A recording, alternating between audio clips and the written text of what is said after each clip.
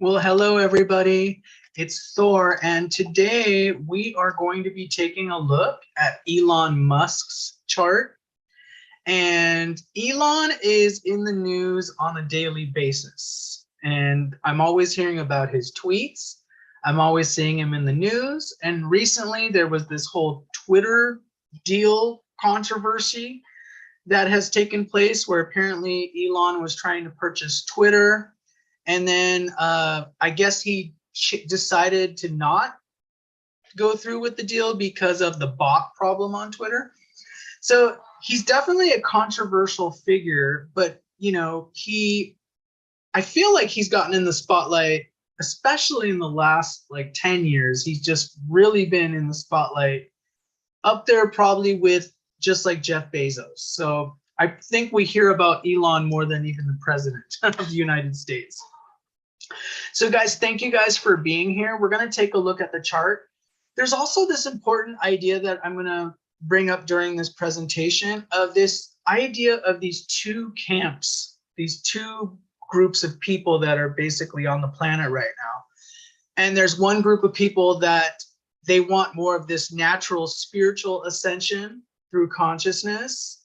And then the other group is like this group that wants to seek immortality through technology and science. And they want to expand the evolution of humanity through technology and science. So I want you to be aware of that there's two groups, and Elon is really part of this group that wants to expand human evolution through technology. And we're going to see that in the chart. So hang on, guys. I'm going to give you guys a brief bio. Probably all of you guys know about Elon, but we'll talk about a little bit of his accomplishments. By the way, if you guys are new to my channel, please like and subscribe. Oops, I think I'm gonna have to, hold on guys. We'll have to see if the slideshow, let me fix that really fast. Sometimes this program crashes, but what I was gonna say is on YouTube, we always got to say like and subscribe and that whole jazz. So please forgive me on that. All right, let me fix something really quick in the presentation that I want to share with you guys. Let's get that operational. All right, so let's get that up again. All right, thank you guys for being patient. So please like and subscribe. My goal is 10,000 subscribers. We're at 1230 right now. And slowly but surely, I guess we're at the turtle pace. It hasn't gone as fast. TikTok was like super fast when I went on there a year ago. But I've been on YouTube, I believe, since about 2018. So anyways, if you guys are interested in a reading, it's 40% off all of my readings on my website. If you guys want to have your chart looked at, just like we're looking at Elon's today, make sure you guys check out this really good deal. I don't usually have it this low, 40% off. So anyways, just like I was saying in the beginning, Elon's become incredibly popular. I feel like he's probably one of the most famous people in the world at this point. And he's mainly known for being the CEO of SpaceX and Tesla. He has become a cultural icon. So I feel like he's like this archetype of, especially a lot of these young people that are in the technology and, IT kind of stuff. They all look up to Elon. And he's known for his tweets, obviously. He always says these tweets that generate a lot of buzz. And he's also a big person who likes Dogecoin and cryptocurrencies. And he's also really big into this mission to Mars, which is really funny because we're going to talk about that mission to Mars. I feel like that's actually really like his main purpose. And what Elon cares about mostly is that mission to Mars, not even the money. And we're going to talk about it. He represents the evolution through technology archetype. And there's downsides to that as well. And I'm going to shut this window. So there's downsides to that as well. I mean, really, when you look at consciousness, technology and science is one part of that, but you have to look at it as a whole structure, and spirituality is definitely part of it. So you can't look at it just through the lens of the intellectual, the lower three chakras. So it has its upsides, it has its downsides. So what I wanted to ask with this whole video is, he's become this populist figure where people feel like he's almost like fighting for the common man in some sort of way, even though he's not the common man. And so what I wanted to ask rhetorically was, is he really a populist, or is he more self-motivated? So like, people think that he's going up against Twitter because he's trying to make some sort of point, or he's you know, tweeting, you know, bashing this person or this person because he's trying to protect, you know, the common person from tyranny or something. So I wanted to look at that and see, well, okay, is he really doing this because he really cares about people, or is it more of like he just wants to appear like a populist for his own motives? Okay, so we're going to look at that. So let's look at his chart. You guys are probably really excited about that. Let's take a look at his chart. And let me pull that up. So his chart, the birth time that I got, I saw that a few other astrologers use the birth time of 6:30. So we're just going to go with it. And it does seem to correspond with his life when I look at the chart. So it does seem to correspond pretty well. So we're going to go with this. Okay.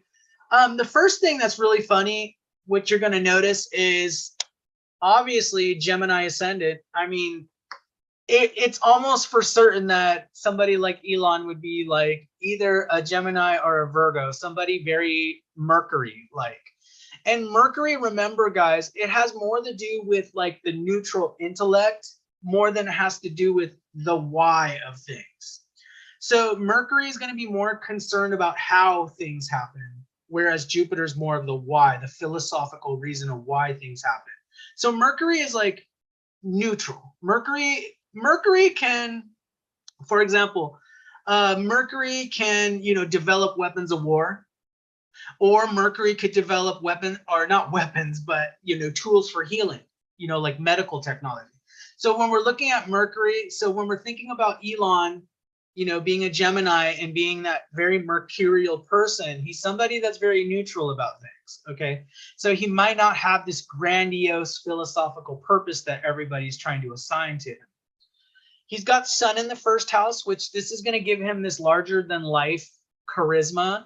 And people that are either Leos or have Sun in their first house, a lot of times they become a face for a brand. And so obviously Elon is the face of Tesla. He's the face of SpaceX.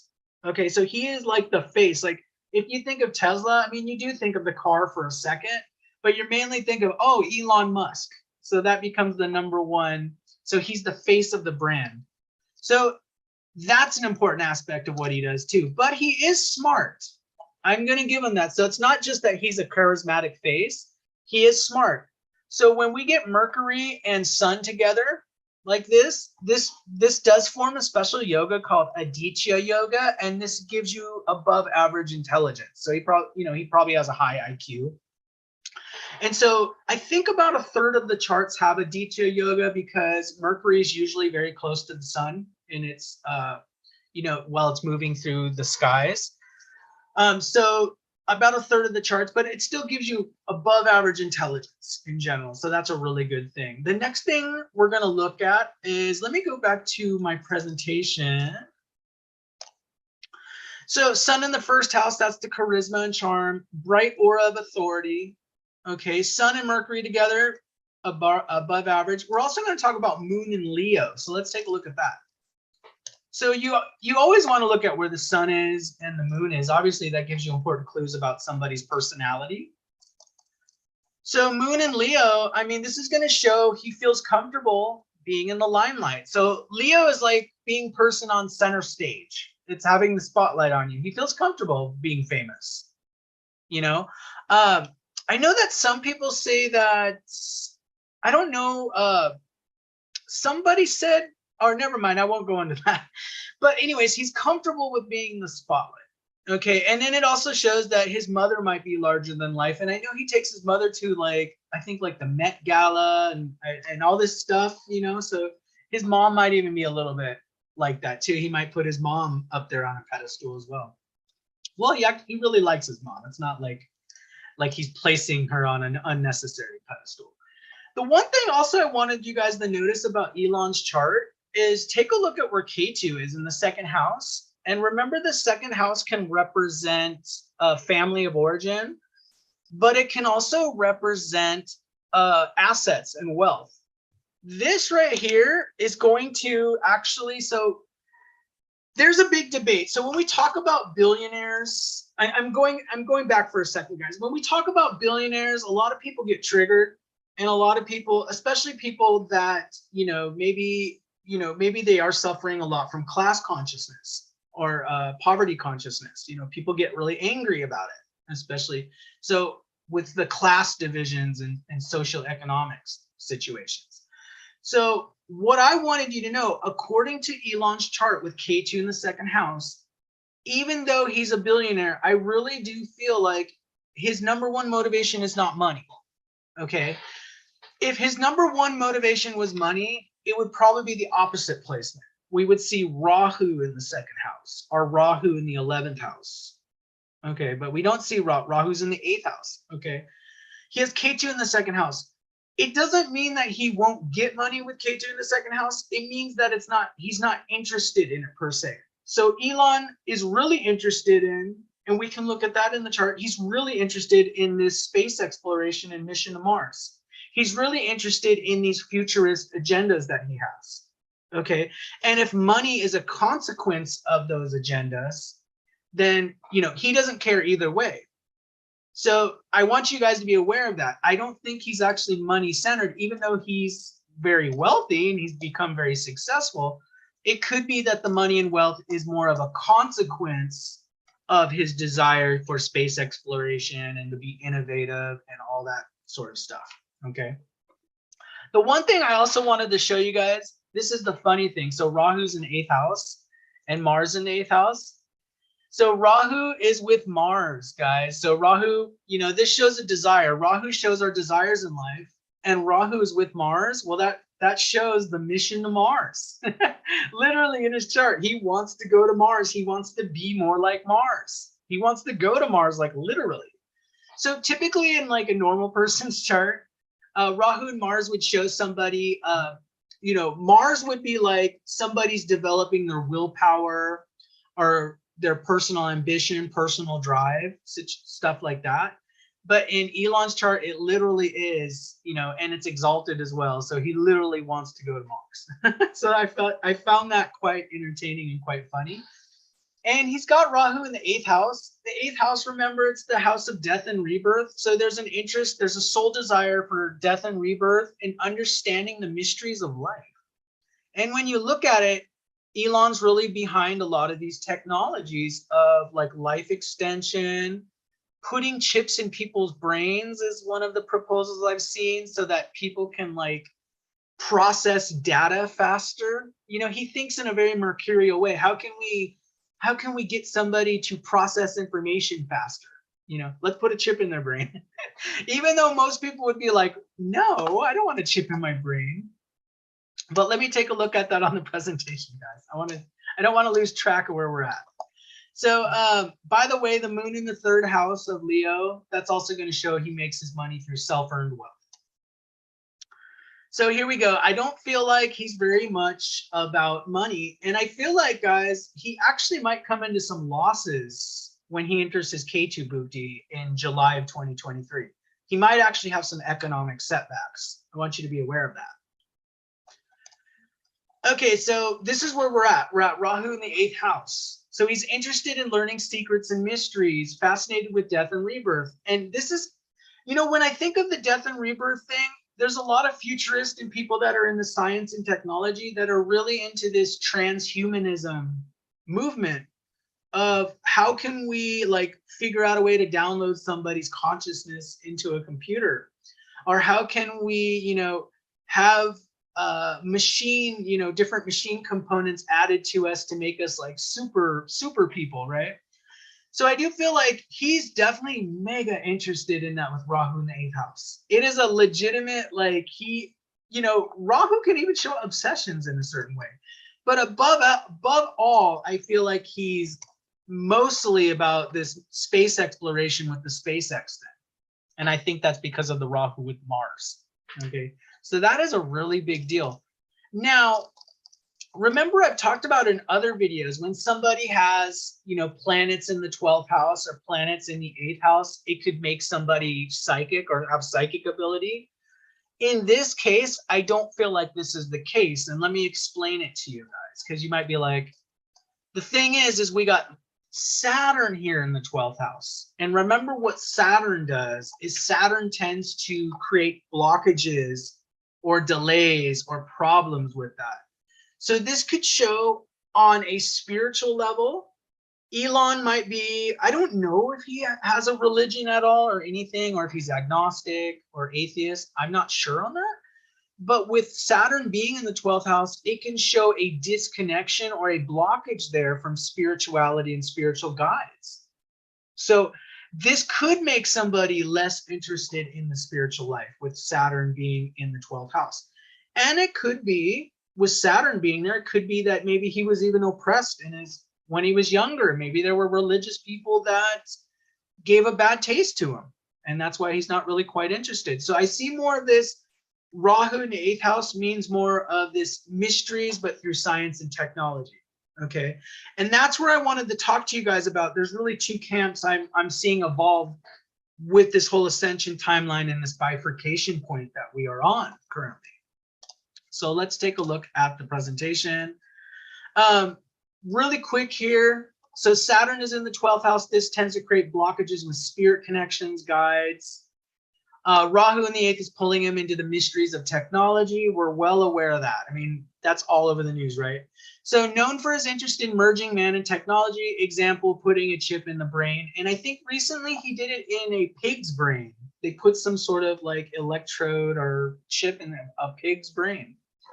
And I put a funny note, Rahu with Mars, Elon's desire for a mission to Mars is literally in his chart. So I found that very funny. So this is what I was talking about a little in the beginning, guys, was this technology and spirituality groups that I really see like this bifurcation point. And if we think about the last 3 years, it really is like we're going into this bifurcation. So there's people that they think of the future of humanity in terms of science and technology, but purely from that point of view. They're just thinking about science, technology, and they're not really thinking there's a greater purpose necessarily. There's not a greater spiritual purpose to anything. So it's a really scientific, materialistic worldview. So number one, there is a group on the planet that believes humanity's evolution is mostly through science and technology. The world's problems can be solved with more technology. Example, putting a chip in the brain to expand cognitive abilities.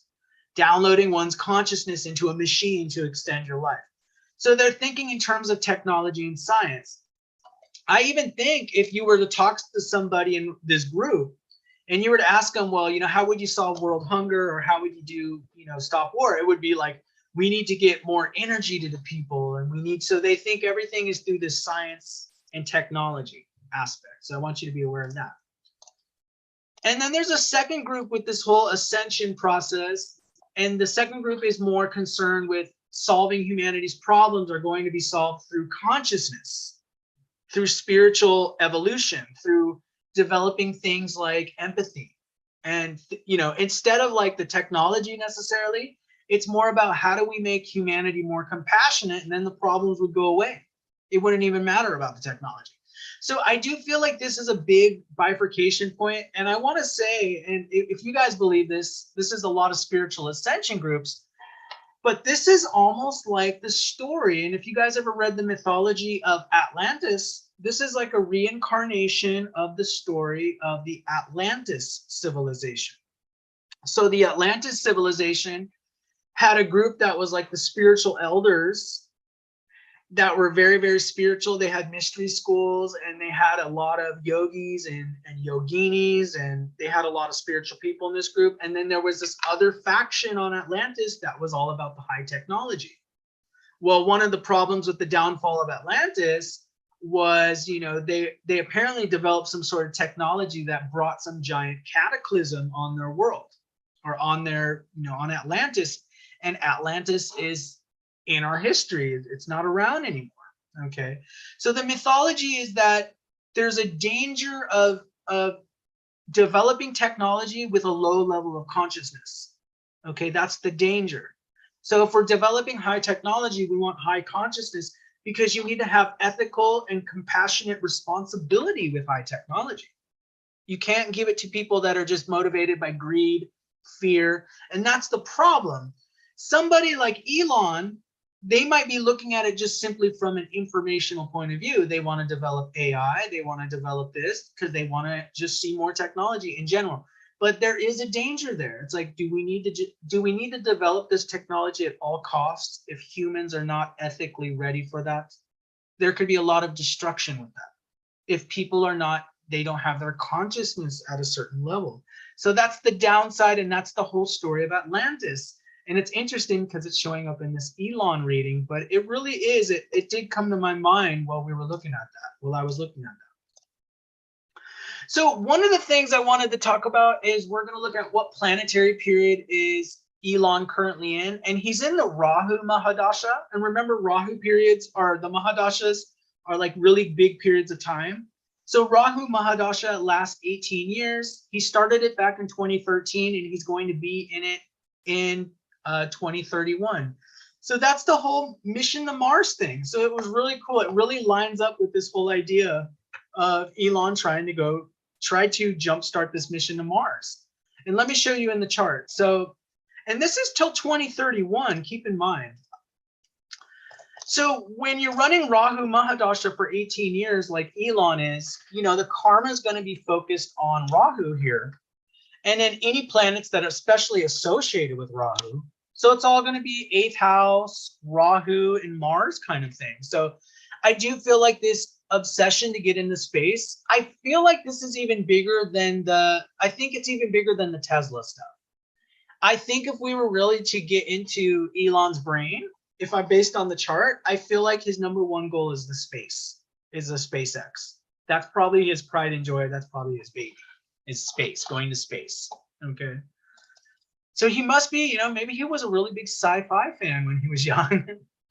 But this mission to Mars, all the way till 2031, I want you guys to think of that. From 2013 to 2031, he's just really focused on this Mars thing. So I really think I think they're going to be a big breakthrough. And when I looked at the NASA, I just checked on NASA when are we expecting a mission to Mars with humans? And apparently their projection, they're trying to get humans to land on an asteroid by 2025. And then they're trying to get humans to land on a mission to Mars sometime in the 2030s, which would line up with this goal. And it might be, there's a lot of deadlines with Elon. He's got to work really hard if he wants to see people land on Mars in the 2030s. And according to the chart, I think he's going to see it. I think he's going to see people land on Mars. Okay, so, and then if we narrow in, guys, remember the Bhuktis are the sub-periods. So Rahu Mahadasha, Mercury Bhukti. He's in Mercury Bhukti is from January 26, 2021 to July 26, 2023. And it's the Lord of the 1st and 4th houses. So when we're looking at that, let's switch over to the chart again. When we're looking at that, we're going to look, this is going to be the karma with Mercury Bhukti. And Mercury's in the 1st house of Gemini, so Mercury is pretty well placed there. One of the issues, though, is if we look at the Navamsha chart, Mercury is in the 6th house. So I do see a lot of conflict. He's definitely feeling stress. Okay, so even though he's kind of like, going up against Twitter saying they have too many bots and say he wants to close the deal, there could be definite litigation. He's going to be stressed with Mercury being in the 6th house. This shows conflict and stress. But I think he's going to win. I feel like he's going to win in that situation, though. Remember with the Rahu, Mars, and Uranus conjunction happening on July 31st later this month and in the beginning of August, it's happening in his 11th house of Aries. And remember, the 11th house is 6th from the 6th. This house is victory over enemies. So this could potentially be a time where even if there's problems with Twitter, somehow, I mean, if it happens within the next few months, if this resolves in the next few months, it could show, even though Elon has a lot of stress with this Mercury in the 6th house of the Navamsha, it could show Elon kind of coming on top though, because of the all this energy's in the 11th house, and that's victory over enemies. What are your enemies? Your enemies are just going to be anybody that accuses you, anybody that's trying to block you in your path in some sort of way. That's going to be an enemy. So let's go back, see if we missed anything. So also, guys, with the Mercury period, I want you to expect we're going to definitely see a lot more tweets because, you know, Mercury is the planet of communications, but he's got to be careful with all the conflict. So he might stir up conflict with Mercury being the 6th house of the Navamsha chart. Now, okay, we're going to ask the question, is he a populist? Okay, guys, this is my assessment here. Although he may be firing the public imagination in many ways, he is in a Rahu period and Sun is in the 1st house. This seems to indicate he is more interested in advancing his self-interest. His self-interest isn't necessarily opposed to the public interest. He wants the mission to Mars and more space exploration because of his own curiosity. So that's what it is. I don't feel like he might be self-serving in a way, service to self, because he really has his agenda of space exploration. And he might be using a lot of this stuff to get what he wants. Okay. But when I was looking at his chart, I don't think it's entirely altruistic. I don't think he's like necessarily trying to fight for the common man at all.